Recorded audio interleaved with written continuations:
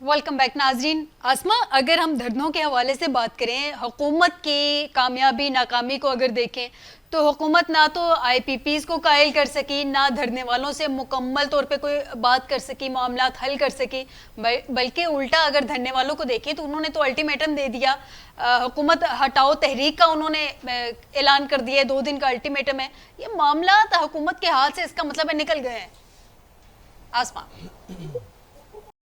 اس وقت ایک عجیب سی سفر میں ہے وہ. اس کو آپ ایکٹیویٹ کرنے کے لیے اس کو بہت محنت کرنی پڑے گی. نہ جانے انہیں کس بات کا اطمینان ہے، نہ جانے انہیں کس بات کی کا ایک انڈیفرنٹ قسم کا انڈیفرنٹ مجھے فیل ہوتا ہے ان کا کسی بھی مدعے کے حوالے سے.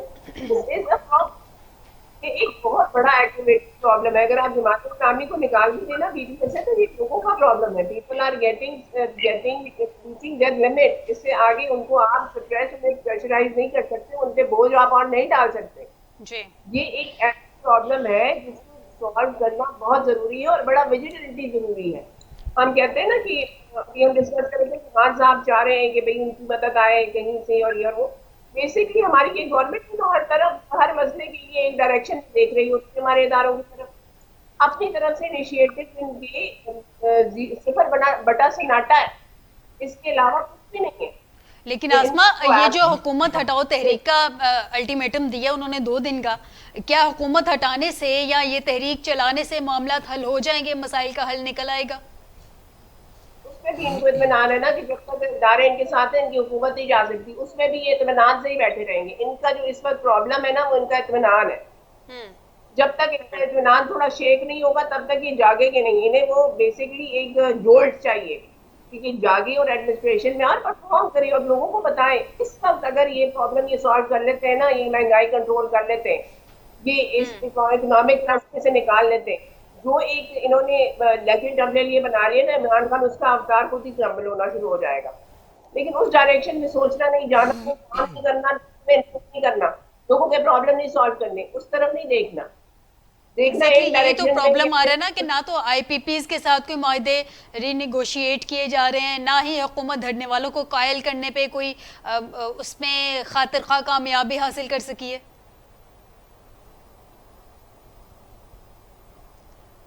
آسما کی آواز نہیں آ رہی ہے. میں شہزاد صاحب سے جان لیتی ہوں. شہزاد صاحب، حکومت کی اس کو پھر ناکامی سمجھا جائے، آئی پی پیز کے ساتھ نیگوشیٹ وہ کر نہیں سک رہی ہے، دھرنے والوں کو وہ قائل کر نہیں سک رہی ہے، یعنی کہ الٹیمیٹم وہ لیے جا رہی ہے، تھریٹننگ الٹیمیٹم اسے کہا جا سکتا ہے، وہ بھی وہ لیے جا رہی ہے، پرسکون ہو کے بیٹھی ہوئی ہے. نہ اس کو عوام کے بجلی کے بلوں سے کوئی فرق پڑتا ہے، نہ لوگوں کی خودکشیوں سے کوئی فرق پڑتا ہے، نہ لوگ کچھ کھا رہے ہیں پی رہے ہیں، اس سے کوئی فرق نہیں پڑتا. حکومت خواب خرگوش میں سوئی ہوئی ہے، مزے سے اس کی عیاشیاں چل رہی ہیں. شہزاد صاحب. اچھا، یہ ویسے فائزہ آپ نے غور کیا کہ 2-3 دن سے آپ کا جو خرگوش ہے وہ خواب غفلت کے مزے لے رہا ہے؟ اس کو تھوڑا سا جگا لے. جی میری گزارش یہ ہے کہ آپ کو یاد ہوگا کہ عمران خان کے دور اقتدار میں مولانا فضل الرحمان ایک دھرنا لے کے آئے تھے اسلام آباد، ہاں اور جی ادھر یہ G9 کے پاس یہ جو کشمیر ہائی وے ہے یہاں پہ انہوں نے آ کے ڈیرے ڈالے تھے، اور وہ کچھ دن بیٹھے رہے جی اور کچھ لیے دیے بغیر وہ چلے گئے. ہوں لیکن اس کے کچھ دنوں کے بعد میاں نواز شریف صاحب جو تھے وہ علاج کے لیے لندن چلے گئے. تو ٹھیک. اس کا مطلب یہ ہے کہ ہر دھرنے کا مقصد وہ نہیں ہوتا جو مجھے اور آپ کو نظر آ رہا ہوتا ہے. اس کے پیچھے، اس جلسے، جلوس، احتجاج، دھرنے کے پیچھے کچھ اور مقاصد ہو سکتے ہیں اس جو کہیں دھرنے کے اور ہے پیچھے اور آپ جو کو کیا کہیں. مقصد نظر آ رہا ہے تو جو ہمیں آپ کو بظاہر دیکھیے نظر آ رہا ہے اس کے علاوہ؟ دیکھیے اس کے علاوہ بات سمپل سی ہے کہ میری نظر میں دباؤ بڑھایا جا رہا ہے اسٹیبلشمنٹ پہ کہ وہ بات چیت کے ذریعے معاملے کو طے کرے، اور مجھے لگتا یہ ہے کہ اس حد تک اس میں کہیں نہ کہیں کوئی نہ کوئی پیش رفت ہوئی ہے، جس کے نتیجے میں ٹمپریچر کول ڈاؤن ہوا ہے. اور یہ جو ابھی آج آپ نے بیان پڑھا، وہ جو وائس آف امریکہ کو انٹرویو ہے احسن اقبال صاحب کا، جس میں انہوں جی نے کہا کہ اداروں سے پوچھے بغیر یا اداروں کی مشاورت سے وہ فیصلہ کریں گے پی ٹی آئی پر پابندی کا، تو وہ بتاتا یہ ہے کہ بنیادی طور پر کہیں نہ کہیں کوئی لچک آئی ہے، کہیں سختی میں کہیں لچک آئی ہے، موقف تبدیل ہو رہا ہے. تو اس لیے یہ جو ری نیگوشیٹ کرنے والی بات ہے، یہ ایک بالکل اور سیپریٹ ایشو ہے. یہ ایک آپ نے کہا حکومت کر نہیں پا رہی، یہ دو چیزیں ہوتی ہیں، کر نہیں سکتی یا کر نہیں پا رہی یا کرنا چاہتی نہیں ہے. سر، اس میں حکومت شاید زیادہ بہتر یہ ہے کہ کرنا چاہتی نہیں ہے. کرنا چاہتی نہیں ہے. اب آپ نے ٹھیک الفاظ کا چناؤ کیا, میں اس پہ آپ کے ساتھ ہوں, کیونکہ تھوڑے پولیٹیکل سٹیٹمنٹ میں نے پہلے دے دی تھی, اب ذرا میں نے حقیقت پسندی کا مظاہرہ کیا ہے. ایک طاقتور طبقہ ہے جو حکومت میں, اپوزیشن کے تمام گروپس میں, حکومت کے تمام گروپس میں موجود ہے, ایون اس کے ٹانڈے طاقتور حلقوں سے بھی ملتے ہیں. یہ جو مافیاز ہوا کرتے ہیں, جب ایک دفعہ پہلے کہیں بات ہوئی تھی, ایک آپ کے وزیر اعظم نے کہا تھا کہ میری لڑائی مافیاز کے ساتھ ہے, تو یہ حقیقت ہے کہ پاکستان مافیاز کے چنگل میں ہے. اس میں ایک قسم کا چنگل نہیں ہے, ایک قسم کا مافیا نہیں ہے. آپ کے اوپر آئی پی پیز کا مافیا ہے, آپ کے ارد گرد جو ہے وہ چینی کا مافیا ہے, آپ کے ارد گرد گندم کا مافیا ہے, آپ کے ارد گرد دودھ کا مافیا ہے, یو نیم اٹ. آپ کی ضرورت کی کوئی چیز بھی جو ہے وہ مافیا کی مرضی کے بغیر حرکت نہیں کرتی, نہ اس کے ریٹ نکلتے ہیں, نہ اس کی دستیابی ہو پاتی ہے.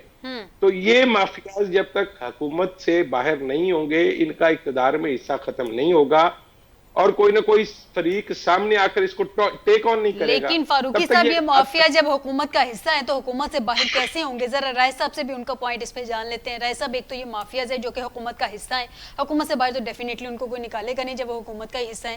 دوسری جانب آج سابق وزیر خزانہ جو موجودہ ڈپٹی پرائم منسٹر ہیں, انہوں نے تو حکومت کو عام آدمی کو پریشانی سے نکال ہی دی ہے. ان کے مطابق 130 ارب ڈالر کا جو غیر ملکی قرضہ ہے, اس پہ وہ کہہ رہے ہیں پریشان ہونے کی ضرورت ہی نہیں ہے. یعنی کہ عام آدمی جو دہائیاں دیتا پھر رہا ہے تو وہ تو پھر وہ غلط کر رہے ہیں نا, پریشان ہونے کی ضرورت نہیں ہے. یہ وہی ڈپٹی پرائم منسٹر ہیں جنہوں نے جب دالیں مہنگی ہو گئی تھی گزشتہ دور کے اندر, تو انہوں نے یہ کہا تھا اسمبلی کے اندر, آن ریکارڈ کہا تھا کہ پھر لوگ پروٹینز کھائیں, چکن کھائیں, تاکہ دالوں کی جو قیمتیں ہیں وہ کم ہو جائیں. سو میرا خیال ہے کہ اس حقدار کے کسی بھی بیان کو سیریس لینا جو ہے وہ آپ کی ناقص عقل کی شاید نشانی ہو. جہاں تک آپ نے بات کی آئی پی پیز کی, میں سمجھتا ہوں کہ مسلم لیگ نون بالخصوص میاں محمد نواز شریف کی جانب سے خاموشی کو ہم مجرمانہ خاموشی کہیں گے, کیونکہ ان میں سے بیشتر آئی پی پیز ایسے ہیں جو میاں محمد نواز شریف کے دور کے اندر لگائے گئے تھے.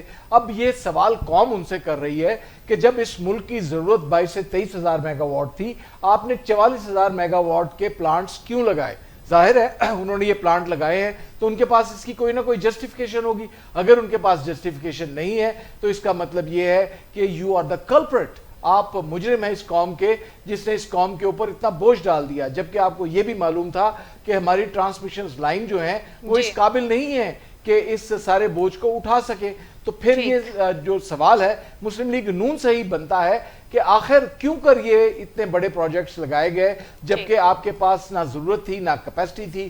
سی پیک کی اگر آپ بات کریں گے تو سی پیک تو اس وقت بہت دور کی بات تھی, اور آپ نے سی پیک کو مد نظر رکھتے ہوئے ٹرانسمیشن لائن کا بھی بندوبست نہیں کیا اور بڑے بڑے پلانٹس لگا دیے. اب حالات یہ ہیں کہ اگر ہم 10 روپے کی بجلی استعمال کرتے ہیں تو ہم سے 30 روپے وصول کیے جا رہے ہیں. ایک عام آدمی جو ہے وہ کس طرح اس بوجھ کو برداشت کرے گا؟ جماعت اسلامی والوں نے عوام کی نبض کے اوپر ہاتھ رکھا ہے. میں نے گزشتہ پروگرام کے اندر بھی کہا تھا اور آج بھی یہ کہتا ہوں کہ عوام کی مشکل کو سمجھتے ہوئے جماعت اسلامی میدان کے اندر نکلی ہے. اگر جماعت اسلامی نے اس کے اندر کوئی 19-20 کرنے کی کوشش کی, کوئی زیر زبر کرنے کی کوشش کی, تو جماعت اسلامی جو ماضی کے اندر چند ایک سیٹیں لیتی تھی شاید اس کے نصیب میں وہ بھی نہ ہو. ٹھیک ہو گیا. آسما, ڈپٹی وزیر اعظم اور وزیر خزانہ بڑے اہم عہدے ہیں, اگر ان کی بات کو سیریس نہیں لینا تو اتنے اہم عہدوں پہ ڈاکٹر صاحب براجمان کیسے رہے؟ اور یہ جو موجودہ صورتحال ہے اس کا ایکچوئل میں رسپانسبل کون ہے؟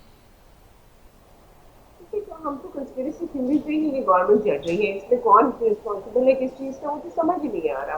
آپ کے پرائم منسٹر صاحب بالکل ایسے جیسے ایک آپ اس کو مجھے بتائیے مین پرائم منسٹر صاحب اس وقت کیا رولز کر رہے ہیں, کیبنٹ کیا کر رہی ہے, کیبنٹ کس چیزوں کو ٹیک اپ کر کے بیٹھی ہوئی اس پہ ڈسکشنز ہو رہی ہیں اور ڈیسیجنز ہو رہے ہیں اور کیبنٹ کے سیشنز ہو رہے ہیں. وہ ایک چیز ہے, ہر چیز جو ہے وہ بیہائنڈ دا اسموک اسکرین ہے. آپ کے پاس اس وقت کون سسٹم کو رن کر رہا ہے, کون انچارج ہے, کون آپ کے پاس ان کا آپ گورنمنٹ کا فیس ہے, every thing is a dilemma, every thing is confusing. یہ بہت ہی غریب قسم کی ہم سچویشن میں ہے. اس کو ایسے بیٹھ کے ہم چار بندے انالائز بھی نہیں کر سکتے.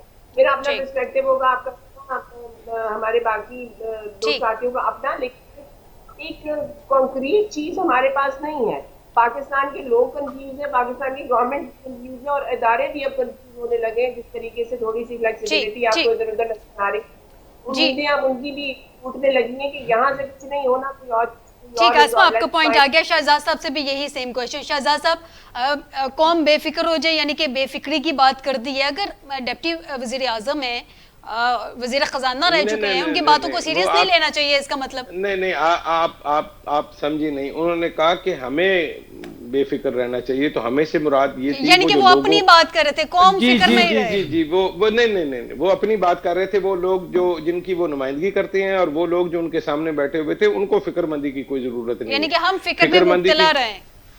फिक्र में मुब्तला वो लोग रहे जो इस वक्त पंखों से लटक रहे हैं, जो गंदे नालों में छलांगे लगा रहे हैं, जो अपने भाइयों को कत्ल कर रहे हैं, वो बेफिक्र रहे, निश्चित रहे, वो सुकून से रहे, उनको कोई मसला मसाइल नहीं है।